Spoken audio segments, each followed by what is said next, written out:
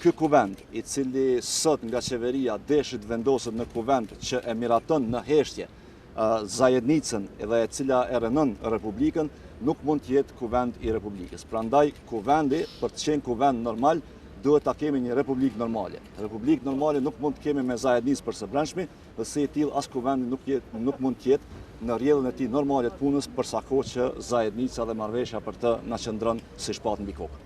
Në vazhdimsi si deputet dhe si subjekte opozitare do të angazhohemi bashkë me qytetarët, me shoqërinë civile, me mediat, në mënyrë që refuzimin ndaj asociacionit dhe refuzimin ndaj faljes së 10.000 hektarëve tokë të vazhdoj deri në momentin kur të tërhiqet në nënshkrimi. Do të thotë ne kemi vetëm një kërkesë dhe ajo është tërheqja në nënshkrimit të Isa Mustafës nga marrëveshjet e Brukselit respektivisht të Vjenës. Ka kërcënuar kryetari i kuvendit në disa instanca, edhe aty kur ishim në sallën e kuvendit, edhe aty kur e bllokonim vazhdimin e seancës, dhe këto kërcënime në fund rezultuan të jenë kërcënime të cilat as kryetari i kuvendit, po as deputetët tjerë, e as qeveria nuk guxuan të ndërmarrin. Në rast se do të tentohet një nxjerrje me dhunë deputetëve, ne do ta kundërshtojmë me gjithë forcën një mundësi të tillë.